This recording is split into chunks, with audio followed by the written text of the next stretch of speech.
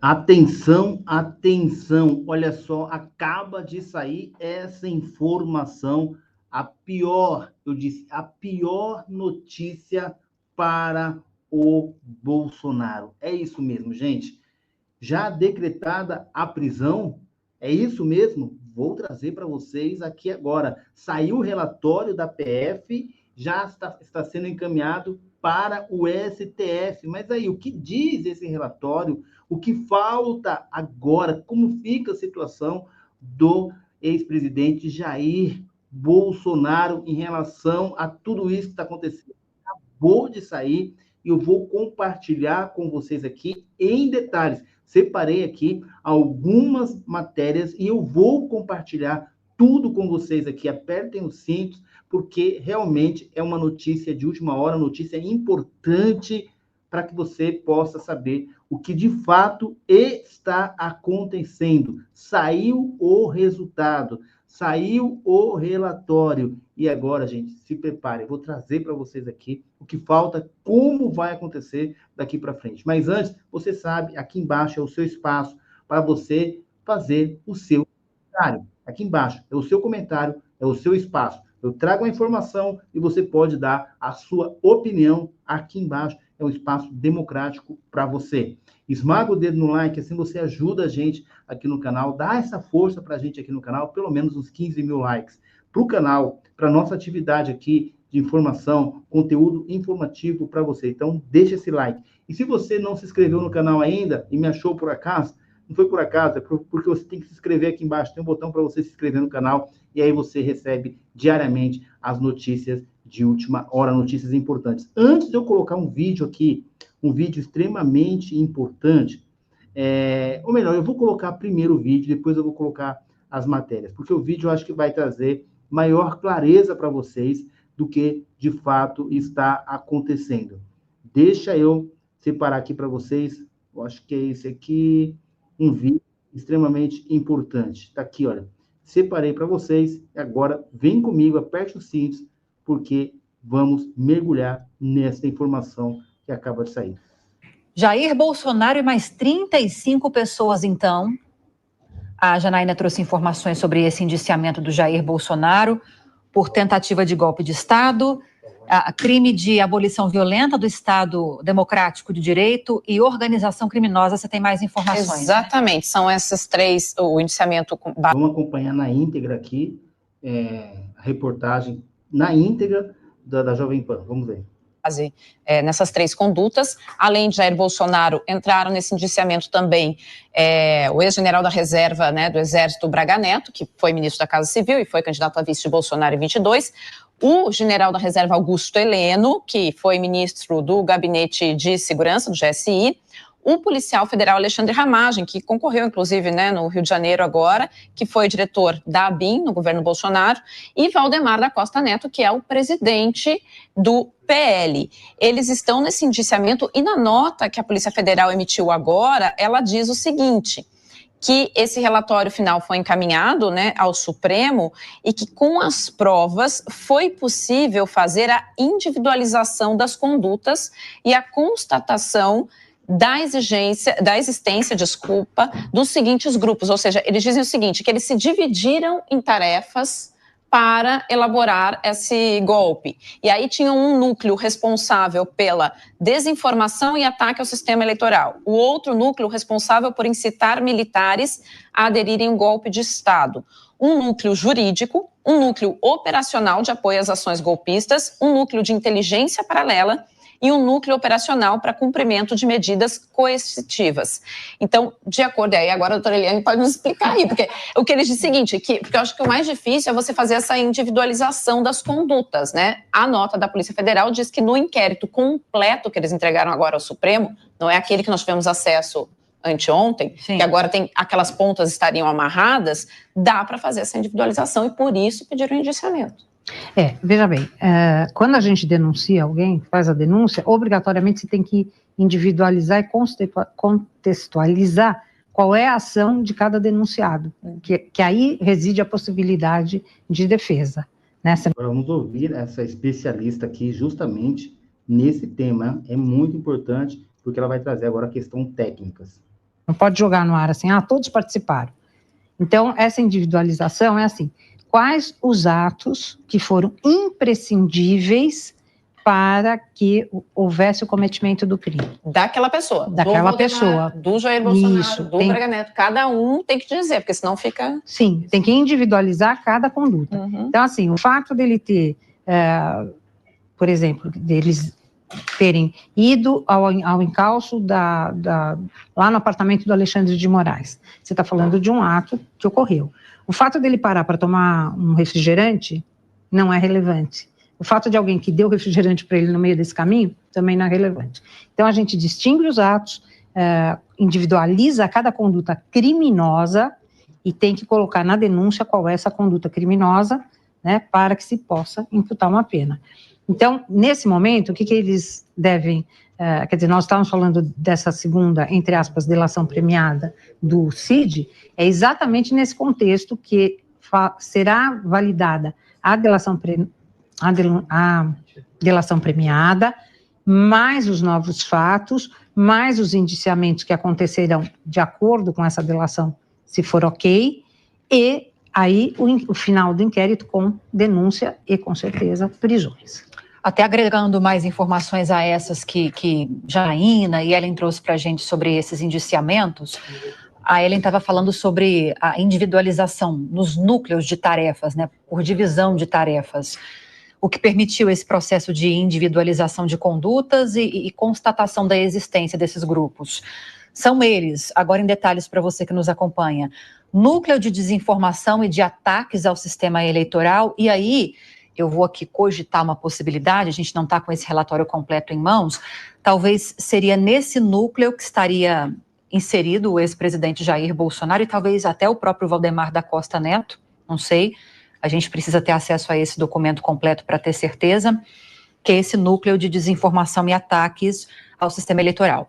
Núcleo responsável por incitar militares a aderirem ao golpe de Estado, núcleo jurídico, núcleo operacional de apoio às ações golpistas, núcleo de inteligência paralela e núcleo operacional para cumprimento de medidas coercitivas. Eu queria só fazer um adendo aqui, que na verdade há esses núcleos todos, mas também nós não podemos esquecer que faz parte até da individualização dos atos a figura do mandante. Posso não ter feito nada, mas mandei, colaborei, né, intelectualmente, dirigi intelectualmente. Isso também é considerado crime. Deise, como que isso deve mudar o rumo agora da política nos próximos dias, hein? Lívia... Ou já caminhamos para isso há algum tempo já? Então, eu estava pensando justamente nisso. A gente caminha para esse direcionamento já tem algum tempo. Assim, a Ellen sabe porque eu obrigo a Ellen a assistir meus cursos, mas eu gosto muito de estudar as crianças. Por isso que ela é ótima desse jeito, então. Continue, Ellen. É isso, pessoal. Eu farei os cursos também. Vamos fazer. Mas eu sempre estudei muito essas crises democráticas, principalmente depois da abertura de 85 para cá, e eu acho que a gente começou a ter um volume muito maior de crises profundas mesmo, a partir do mensalão, mas isso se acentuou muito com o impeachment da Dilma Rousseff. Eu acho que a partir do impeachment a gente começou a ver uma quebra democrática que ela é muito preocupante. Quando eu ouço essas informações chegando e cada vez uma novidade muitas vezes mais preocupante, a única coisa que eu consigo concluir de imediato é que o Brasil nesses próximos meses vai passar talvez por um dos seus maiores testes de maturidade democrática. Ações regulares, né? Ela sobrevive também do funcionamento das suas instituições. Eu acredito que de uns 10 anos para cá, o Brasil está passando hoje pelo seu maior teste de maturidade democrática. Agora eu estou com uma informação aqui, que a gente está recebendo as informações, a gente está em contato com essa nota também da Polícia Federal, dizendo que, pela primeira vez então, diante disso, temos um presidente eleito no período democrático, indiciado nesse contexto de trama contra a democracia. Se isso se confirmar, Ellen, é algo muito simbólico e muito grave. Que leitura você faz disso? É bastante simbólico, é bastante grave e eu acho que é mais grave ainda porque é um momento em que talvez isso não nos cause o estranhamento que deveria. Para quem está chegando agora, o ex-presidente Bolsonaro foi indiciado pela Polícia Federal. Ele Braga Neto e mais 35 pessoas. Estamos entendendo aqui como que vai avançar daqui para frente, até porque foram indiciados, o relatório vai ser entregue, ou já foi entregue para o STF, que ali vai ter um processo que vai transcorrer, né? Vai ter um processo ali. E nesse processo, futuramente, teremos ali uma decisão, um julgamento e uma decisão. Então, ao contrário do que já está pulverizando na internet, não foi decretada a prisão, né? Foi indiciado e agora vai iniciar um processo judicial para averiguação, julgamento, se é culpado ou não, né? Iria causar isso num período pós-democrático, né? Assim, para o nosso país, que tem uma democracia jovem, ter um presidente que está no cargo conspirando, se houver essa prova, né, conspirando contra o Estado Democrático de Direito, demonstra uma fragilidade muito grande. E, no entanto, parece que socialmente a gente não tem esse estranhamento, né, na proporção que deveria ter. Aí, eu gosto de lembrar aqui, né, a Deise falou aqui da morte das democracias, que tem uma outra questão muito forte, que é nós perdemos muito claramente o que nos une. Não existe mais o que nos une, né? Ou pelo menos esquecemos do que nos une enquanto sociedade. E quando uma sociedade não tem algo que a une, que tem um bem comum para ela, fica difícil você convencer o cidadão comum, aquele que não vive da política, né? Não vive para a política, de que as instituições são importantes, de que uma transparência é importante. As pessoas não ligam nem confiam mais nisso. Então, nós temos um momento, o nosso criticismo está nisso, de, aparentemente, ao que tudo indica, pelo que a Polícia Federal está dizendo aqui, né, a gente precisa ver, de fato, onde estão essas provas, um presidente que está no cargo, conspirando contra o Estado Democrático de Direito, e uma população que não consegue enxergar o quanto isso é grave. Aí parece que reside a crise toda que a gente está vivendo, né? Sim. Como nós estamos vivendo isso já há algum tempo, vou voltar com a Deise e já vou ouvir também a Eliana, como isso vem se manifestando passo a passo já há algum tempo, seria um dos motivos para a gente ter entre aspas, se acostumado com uma situação como essa, naturalizado uma situação como essa, Deise? Bom, vamos lá, vai deixando os seus comentários em relação a essa questão do indiciamento do Bolsonaro, Braga Neto e mais 35 pessoas. Vamos deixando aí os comentários, gente.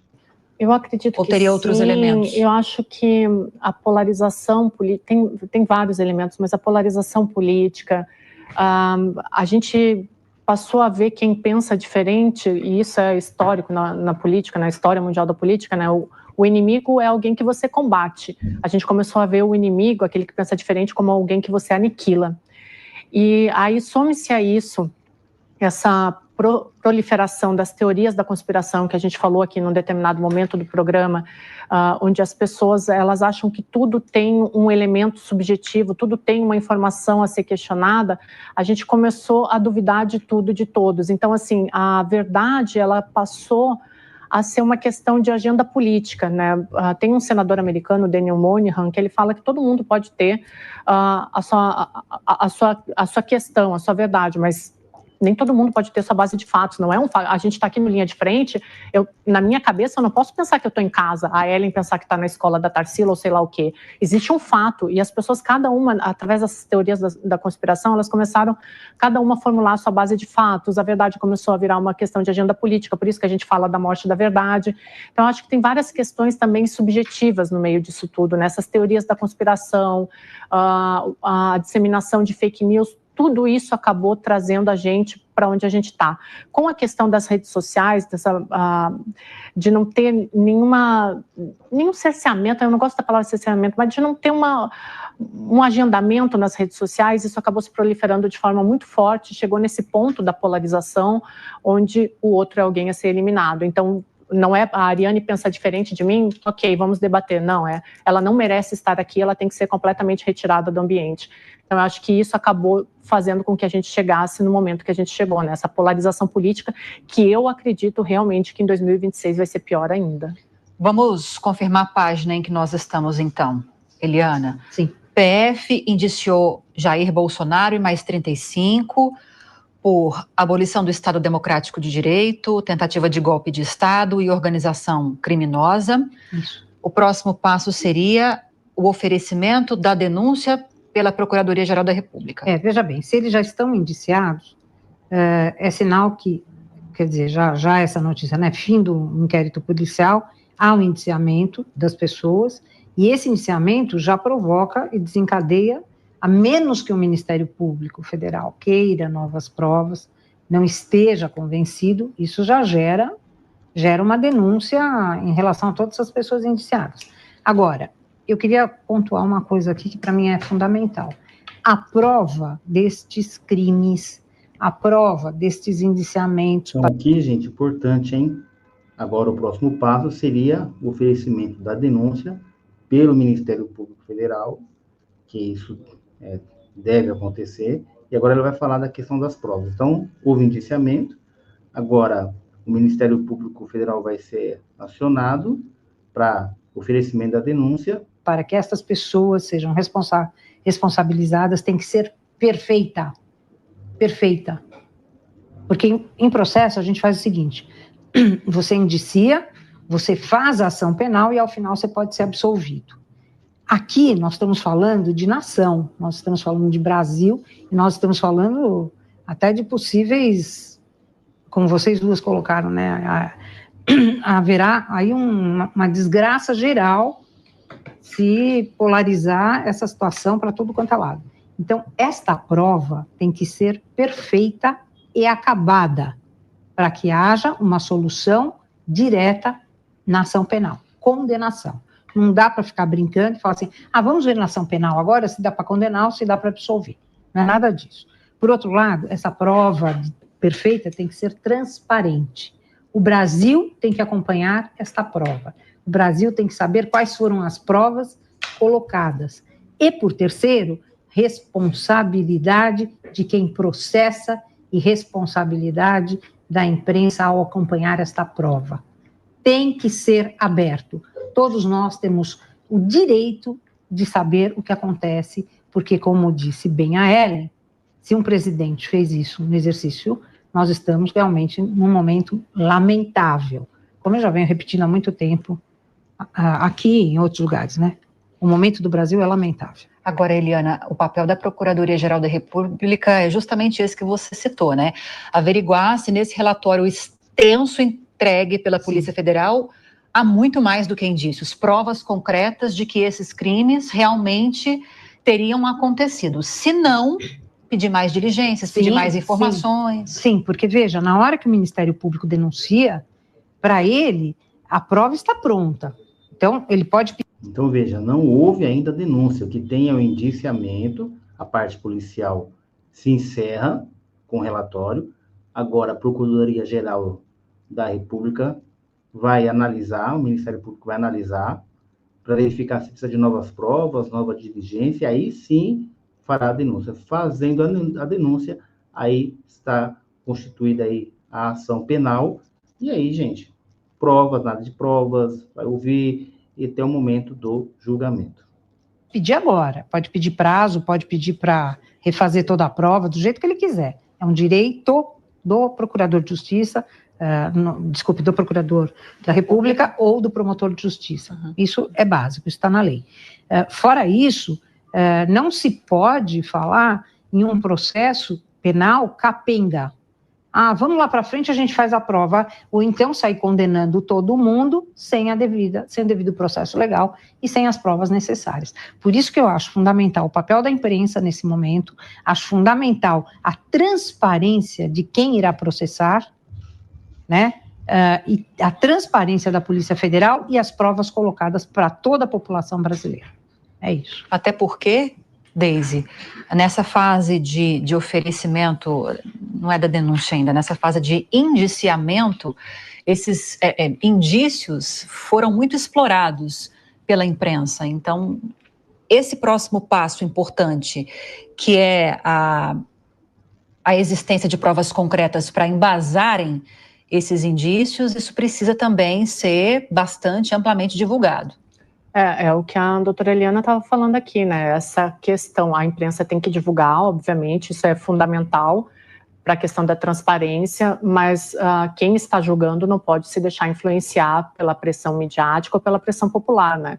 Vocês sabem que quando eu estava fazendo mestrado, enfim, eu me dediquei um período muito grande a analisar como que essas pressões sociais e da imprensa, elas influenciavam nas decisões da justiça, e é muito impressionante como vão se construindo noções sobre o que acontece, e as pessoas elas vão se deixando influenciar assim. Então, de novo, assim, a gente tem falado aqui que é um momento de um teste de maturidade democrática, e tem que se tomar muito cuidado, inclusive, porque às vezes uma decisão errada, uma pressão por parte da imprensa, dos analistas errada, pode acabar com uma reputação e com uma carreira, né? Então, é muito temeroso agora, é muito fundamental que a gente tenha muito cuidado em todas as análises e em tudo que a gente for divulgar, porque é um esquema complexo muito grande, é um atentado, sim, quando eu digo atentado, é uma afronta, vamos lá, à democracia, que é de chocar e é muito perigoso, como a Ellen falou aqui, um presidente, se for comprovado que um presidente no exercício do seu mandato conspirou justamente contra aquilo que ele deveria proteger, isso é muito grave, mas agora o que a gente tem que fazer é ter muita calma nas análises e não fornecer nenhuma informação tendenciosa, né? Vamos deixar para a justiça julgar, como a Eliana falou aqui, com transparência, e a gente fazer as análises baseados em fatos.